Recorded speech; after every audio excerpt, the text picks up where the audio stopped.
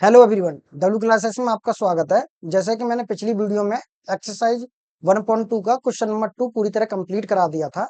इसमें मैंने question number 3 को तीनों क्वेश्चन कराऊंगा एक ही वीडियो में।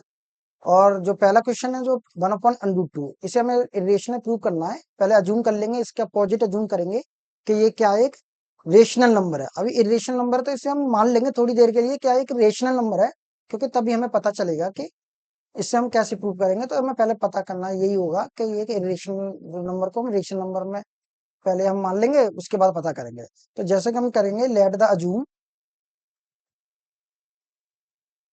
तो अजूम कर लिया कि हमने opposite 1/√2 is a rational number. तो देखो रेशनल नंबर क्या होता है? रेशनल नंबर होता है पी अपॉन क्यू की फॉर्म में लिखना। ठीक है, तो मान लेंगे कि जो रेशनल नंबर है ना वो ए अपॉन बी है, यानी जो 1/√2 है ना वो क्या है, ए अपॉन बी। तो ए अपॉन बी इसमें हमने क्या, देखो जो रेशनल नंबर है लेकिन ए और बी की कुछ कंडीशन है। तो जो ए अपॉन बी है ना वो क्या है, वो एक इंटीजर नंबर होगा। दूसरी कंडीशन ये है कि उनका कोई भी कॉमन फैक्टर नहीं होगा, यानी वे ए और बी क्या होंगे, को प्राइम नंबर होंगे। को प्राइम नंबर यानी नो कॉमन फैक्टर, उनके अंदर कोई कॉमन फैक्टर नहीं होगा। तो हम इसमें डालेंगे कि जो ए और बी है एक इंटीजर्स है, जो and common factor no common factor होगा। क्या होगा? No common factor. अब हम क्या करेंगे, देखो हमें √2 की इन्फॉर्मेशन हमें इजीली पता है कि √2 क्या है। जो √2 है ना वो एक इरेशनल नंबर है। तो जब ये एक इरेशनल नंबर है तो हमें √2 की इन्फॉर्मेशन ना, तो ऊपर √2 लेके आएंगे कैसे? तो √2 ऊपर लाने के लिए हम क्या करेंगे, रिसिप्रोकल, यानी टेकिंग क्या, रिसिप्रोकल बोथ साइड, यानी दोनों साइड क्या करोगे, रिसिप्रोकल करोगे। जैसे तुम रिसिप्रोकल करोगे बोथ साइड तो क्या हो जाएगा, ये √2/1, और ये हो जाएगा ए अपॉन बी। सॉरी, क्योंकि ए अपॉन बी क्यों होगा, ये भी तो रेसिप्रोकल होगा, तो हो जाएगा ये बी अपॉन ए। तो जो √2 क्या है, √2 के बारे में इंफॉर्मेशन में हमें ये पता है कि जो √2 है ये एक इरेशनल नंबर है, और बी अपॉन ए क्या है, एक रेशनल नंबर है। भाई देखो, पी अपॉन क्यू तुमने एक रेशनल नंबर माना है, तो ये क्यू अपॉन पी लिखोगे, ये भी तो एक रेशनल नंबर होगा, इक्वल तो नहीं होगा। पर जो ये क्या होगा, एक रेशनल नंबर होगा। जैसे हमने ए अपॉन बी माना, तो ए अपॉन बी माना तो बी अपॉन ए क्या होगा, ये एक रेशनल नंबर होगा। लेकिन ये तो हमारा रेशनल नंबर है, ये वाला। अच्छा देखो थोड़ी देर, मैं थोड़ा हाईलाइट कर रहा हूँ। जो ये नंबर है ये तो इरेशनल नंबर है, और ये क्या है, रेशनल नंबर है, और दोनों इक्वल है। ये कैसे पॉसिबल है? हाउ इज पॉसिबल कि दोनों रेशनल इरेशनल के इक्वल कैसे हो सकता है? तो ये कंट्राडिक्शन आ रहा है ना। ये हमने जो अजूम किया है वो एकदम गलत अजूम किया है। तो जो √2 है ये रेशनल यानी irrational, series irrational not equal to rational number. तो ये जो कंट्रडिक्शन आ रहा है इसी की वजह से आ रहा है कि जो तुमने अजूम किया है वो गलत अजूम किया है। जो मैंने ये बोला है ना ये सब सीधे सीधे लिखना है। तो तुम लिखोगे कि जो बी अपॉन एज एक रेशनल नंबर है ना, बट हम जानते हैं कि √2 एक रेशनल नंबर है।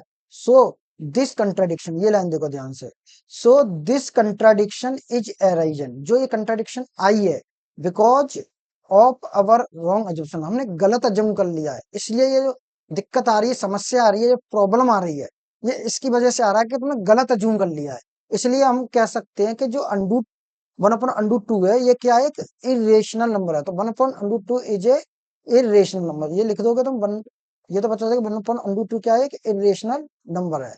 इसी तरीके से क्वेश्चन नंबर 2, क्वेश्चन नंबर 2 करोगे, सेकंड क्वेश्चन करोगे तो इसमें भी यही देखोगे कि पहले इसके अपोजिट अज्यूम कर लोगे कि ये इरेशनल नंबर है। देखो ये आपको अच्छे से पता है कि ये एक इरेशनल नंबर है, लेकिन हमें प्रूव करना है कि क्या ये इरेशनल नंबर है या नहीं है।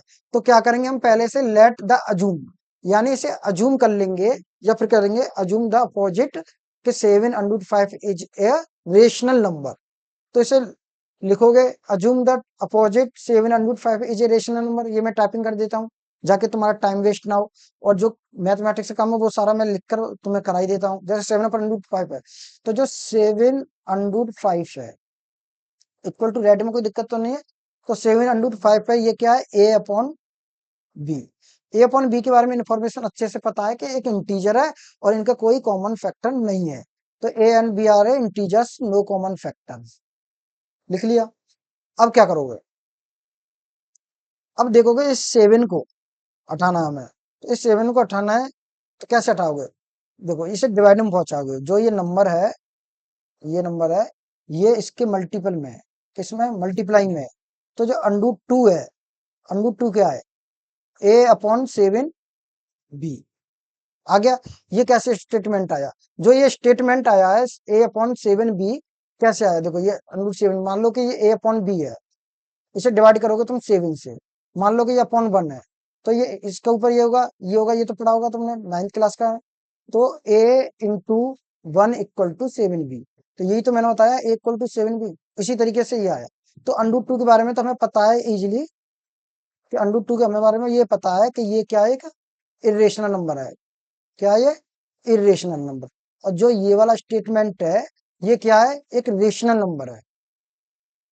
तो ये irrational number not equal to rational number, यानी इरेशनल नंबर रेशनल नंबर के इक्वल कैसे हो सकता है?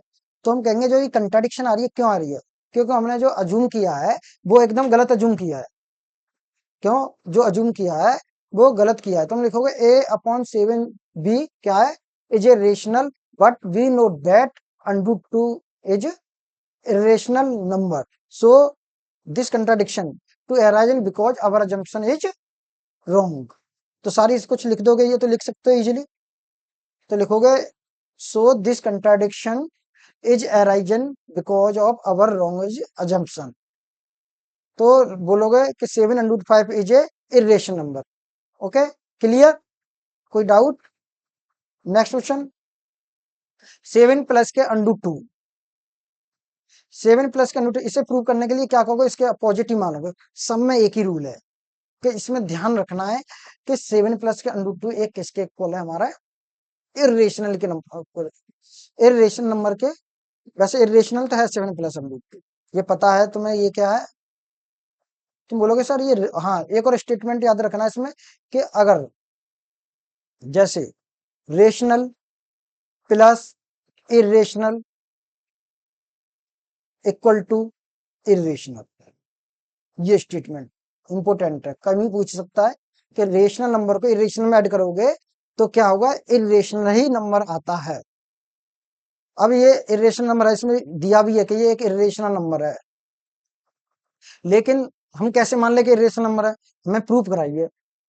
अब ये प्रूव करने के लिए हमें क्या मानना पड़ेगा? थोड़ी देर के लिए हमें ये मानना पड़ेगा कि जो 7 प्लस के अंडू टू है, ये एक इरेशनल रेशनल नंबर है। तो लेट, मान लो अज्यूम कर लो, लेट द अज्यूम या let the opposite 7 is 7 plus के अंडू टू एक रेशनल नंबर है। तो जब रेशनल नंबर मानेंगे तो कोई भी एक ए अपॉन बी रख लो उसमें उठा के, तो 7 प्लस के under two equal to A upon B. A और बी के स्टेटमेंट के बारे में तुम्हें पता ही है क्या है? ए और बी क्या एक इंटीजर नंबर है, उनके कोई भी कॉमन फैक्टर नहीं है। अब इसमें क्या करोगे? अब देखो, अब हमें क्या दिख रहा है? यही अंडू टू के बारे में तो हमें पता ही है। तो जो 7 है, तो 7 को मैं इधर ले आऊं, ट्रांसपोर्ट मेथड से कहते हैं।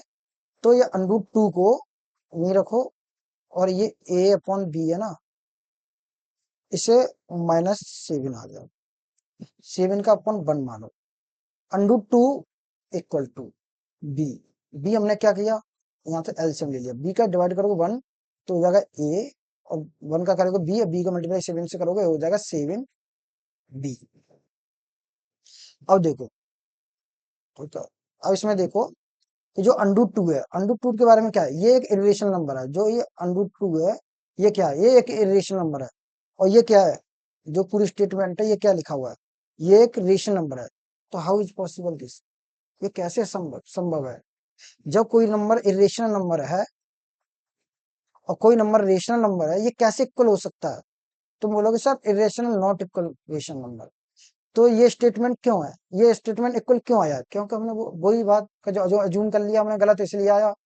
तो ये लिखो दोगे तुम, सिंपल सी बात है कि a माइनस के 7 B is a rational number, but we know that b upon under two is a irrational number. So this contradiction is arisen because of our wrong assumptions. So we can say that 7 plus k undo 2 is irrational number. Thank you for watching.